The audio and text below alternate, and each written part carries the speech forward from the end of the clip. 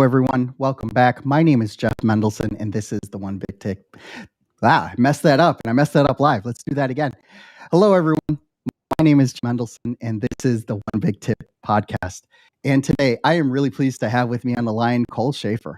Cole runs a six-figure freelance copywriting business called Honey Copy. He's a writer and adman teaching over 15,000 marketers and entrepreneurs sell like hell with the written word. He has also sold hundreds of thousands of dollars in online courses on both copywriting and freelancing. And to top it off, he's written 3 books on poetry and prose. So, Cole, welcome to the show. Oh man, I'm stoked to be here. Live Thank too, you. man. There's some extra pressure with it being live. I know, right? You can't mess up like I just did, right? Oh no, it's all good. It's all good, man. Thank you so much for joining me. So listen, this is going to be a real exciting course, is a real exciting podcast. When during the pre-call, we talked a little bit about my trepidations with writing copy, right? It's like, we're Americans, we speak English pretty well, but writing copy is really an art, right? And, I'm continually fascinated by how people can actually write copy that convinces you to go and buy something. And, this is right up your alley. Can you please tell a little bit about your background and how you got to where you are today? Absolutely. So right after I graduated from the University of Southern Indiana with a degree in marketing, I did what most fresh sort of college grads did. I went and got a job somewhere. I quickly realized that I was not a very good employee. And I quit that job, worked construction for about a year. And while I was working construction, I was pursuing my dreams of writing. And I did that for an entire year, did a ton of cold emailing to different brands and startups, just asking them to give me a chance. And fortunately, after a year, I built up a large enough client base with writing that I was able to no longer have to do the construction stuff. So it's been a grind, but it's been very, very worth it. Wow. So, you went from something that was totally not related to all of a sudden it's like, dude, I can sit down in a chair and make money now too, right? Absolutely. I still, anytime I have a bad day on the job or feel like maybe a client is being difficult or whatever, I kind of remember back to those days. And I'm like, I mean, how much can I complain while typing away at my computer in air conditioning with a good cold brew? Like, come on. I know, right? Oh, that's wonderful. So, how did you get into the part about being an adman, about writing copy that sells as opposed to like writing for fun, which would be like the poetry and the prose? Were those just passions that you had that just translated into what you do for your day job, or like how did all that come about? Sure. So when I was in college, I've always been fascinated by writing, and I've always been a big reader. But naturally, I think when we think about writing and we think about how you make a living writing, our minds immediately go to becoming a novelist or writing a book. And unfortunately, like that is arguably the hardest way to make money as a writer. And it really wasn't until after college that I heard about this thing called copywriting. Where you could actually make a great living writing, but instead of writing novels or anything like that, you'd be writing more directly for brands. So it might be the copy that's on a billboard. It might be the website copy, an email sequence. I've written packaging copy, that goes on the back of a snack food item at Kroger, right? So it's that kind of realm. And so to be candid, I just wanted to make a living writing, and copywriting felt like a very natural way to do that. And so that's why I started writing copy. And it was sort of after the first year that I realized, wow, this can actually be a craft, just like writing a novel is, or just like being a poet is. It can be a craft that can be mastered. I have Ogilvy in my slogan, and that's sort of a hat tip to him, because I think he approached writing copy and advertising like a craft. So that's how I fell into that. And then about 2 years into writing advertising, I just had these emotions welling up inside of me with just life and love and experience and work and creativity. And I thought, I'm going to try my hand at poetry. And I haven't stopped since. I'm 3 books in and it just keeps pouring out of me. So I think they both inform each other too, in a weird way. What's interesting about the writing books and the poetry for fun is that it it actually keeps you on your toes, right? And I would imagine it's a welcome diversion from writing the glaring headlines of buy this now or get this today, where you can actually step back and just sort of refocus, to the things that are important to you as opposed to the things that are important to your clients, right? Sure. And I think one thing I'll also say is a compliment I get often from readers and clients is that I write in a way that they haven't really read before in advertising. And I think a big reason I'm able to do that is because of the poetry. So when I'm approaching writing advertising, of course I'm thinking about like making the sale, getting that subscriber. I'm writing with the end in mind. But I'm also writing from that approach of the poet a little bit too, where I'm able to write with language that I think a lot of direct response copywriters aren't normally writing in. And on the opposite end of that, I've been able to take like the principles I've learned in advertising and working with like some really talented founders in the startup world and apply that to like better marketing my poetry books. So they definitely inform one another. Amazing stuff. Let's segue into your one big tip. And I really like this slogan, right? How to write words that read like poetry and sell like Ogilvy, right? Could you talk about that? Like, first of all, how did you come up with it, right? And how do you implement that? Like, how do you bring that into practice so that you can deliver a finished product to your client? Sure. So that headline or slogan rather just hit me out of the blue one day. I want to say it's the 6th or 7th slogan that I've written and thrown on the Honey Copy site, and it was. I think it'll be the last one that I have. I love it that much, and so the slogans for me over the past few years have felt like just a changing of wardrobes, and nothing has felt right. And once I landed on that, I was like, okay, this feels like me. This feels like my look, my feel that I'm going for. But as far as like the one big tip with this particular, I think that anyone who is in advertising, whether you are, or we'll just say marketing or runs a business in general, becoming a better writer is going to make you a better communicator, whether you're selling something or whether you're just trying to distill ideas down to like your employees, whether you're trying to spark a movement. And so I think like just becoming a better writer makes a ton of sense, and it's a good place to invest energy in. And the best way that you can do that is by writing on a daily basis. And now, what does that look like? So for me, writing on a daily basis is publishing blog posts. I try to publish 3 to 5 a week. Publishing, I run 3 different newsletters that I put out each week.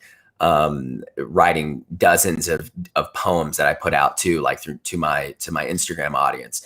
But I think where people can become better writers is that they create a writing practice. And to do that, you almost have to, I think, create a little something that puts some pressure on yourself to show up each day or like 3 days a week where you're sitting down at the page and you're writing, whether that's for 20 minutes or an hour. And I think a few ways to do that is, one, you might kind of pull a Seth Godin and do a daily blog where you're like Monday through Friday, I don't care like what I'm doing. I'm going to find 30 minutes to carve out some time and I'm going to write 2 to 3 lines, right? And I'm going to hit publish. And I don't care if it's good or bad or ugly. I'm committing to writing each day, right? So there's that option. So the daily blog, right? Another option, one of my writer friends did this once, but he built a huge Twitter following like in his early days of writing. And each day he'd sit down and he'd write 25 different tweets that he thought were super clever. And he'd pick one and he'd tweet it out and to get a bunch of favorites and retweets. And that was his challenge to himself each day, just writing a really badass tweet. Another option, and this is kind of the option that's worked for me, is the newsletter, right? And something that I've been doing for the past 3 years is I run a newsletter called Sticky Notes. And today it has close to 15,000 subscribers, and it's since spun off to 2 other newsletters that are more focused. But that has been probably a top 5 business decision I've ever made for myself, because it's forced me to say, hey, I made this promise to my subscribers that each week I'm going to show up, I'm going to sit down, I'm going to write. And this is a promise I've made to them. So I'm going to show up and I'm going to do it. And I'm going to say that over the past 3 years, I've missed 3 or 4 weeks, but that one practice alone and that commitment to show up every single week and write a newsletter has made me a better writer. And when you think about it, over the course of 3 years, that's 150 newsletters where I've been forced to work on my craft. And some of them have sucked. Some of them have been beautiful. Some of them have made people cry. Some of them have probably made people cry in a bad way, so I think it's forcing yourself to get consistent. And sometimes that takes creating that pressure from the outside to say, hey, I'm showing up here each day or each week, and I'm going to write and I'm going to publish something, whether it's good or bad. The visual that was going through my head as you were describing that is you're not talking about journaling, right? This isn't a Dear Diary. No. This isn't something that you're putting out that, just for yourself. This is something that you're putting out to the world, right? And I think Absolutely. one of the big things about doing that is sometimes people get a little self-conscious of, oh my God, like what's going to happen if I publish something and it sucks, right? And, I know I'm guilty of this and I'm sure you are as well, but that sometimes you can be your own worst enemy when it comes to even prejudging work that you haven't even done yet, right? You haven't even started to write a newsletter or or 1,000-word blog post or whatever it is, yet you're already like, oh, it's going to suck, so I'm not going to do it. It's going to take too much time, et cetera, et cetera, et cetera. When you're starting out, right, first of all, you have the luxury of not being known, right? So you don't, so you put out a 1,000-word blog post, great. Your mom's going to read it and she'll probably love it anyways, right? But how do you find that by committing to that schedule, getting yourself on that treadmill, that it actually does help you? Are there any other tools that you use? I don't know, like Grammarly or just something else to help stimulate the ideas of what to write about and how to go about creating that newsletter or what it is that you're gonna write about that day? Sure. Yeah, I can give 3 tips here. So first, on the imposter syndrome that you talked about, which I think is like very, very real for anyone starting anything new. Ira Glass once wrote a really beautiful excerpt on this idea. And so I'm going to kind of paraphrase, but as creatives or as anyone starting something new, we have really good taste, right? We have really good taste because if we didn't have really good taste, we wouldn't be trying, right? And so I imagine like when you started your podcast, there were you had an idea in your mind and a very distinct idea of like what an awesome podcast looks like, right? Unfortunately, when you first start out, your taste is at a level 10 out of 10 and your skill level is at maybe a 1 or 2 out of 10. And so if you are trying to measure yourself up against that 10 out of 10, when your skill hasn't gotten to the 10 out of 10, you are always going to feel like you're failing, right? So what I would just challenge people on is use that taste as something encouraging, because some of the greatest artists and entrepreneurs and creatives of our generation started out with great taste. So it means that you have just a ton of potential, right? So just lean into that. And like you said, like remove some pressure off yourself, because unfortunately the truth is like early on, no one cares, right? And that's a beautiful thing, because it allows you time to explore ideas and see what's good and what's bad. So that would be like kind of my first tip, is like, keep that in mind. Like, don't allow your great taste to keep you from creating and never trying, right? I would say my next tip with creating is, Neil Gaiman said something really interesting about like when he has writer's block, it usually means because he's overly stimulated. So one rule that he'll have is he'll make himself super, super bored. So that's something that I do. Like when I start feeling like I have writer's block going on, It usually means I'm on Twitter responding to people. It usually means like I'm commenting back on LinkedIn. It usually means I'm in my Slack group. And what I do is I shut all of that off and I say, hey, it's okay to sit here for the next hour and do nothing, but you can't do anything else besides nothing. And usually what happens is you get so bored that you entertain yourself and you start writing. So like make yourself really, really bored.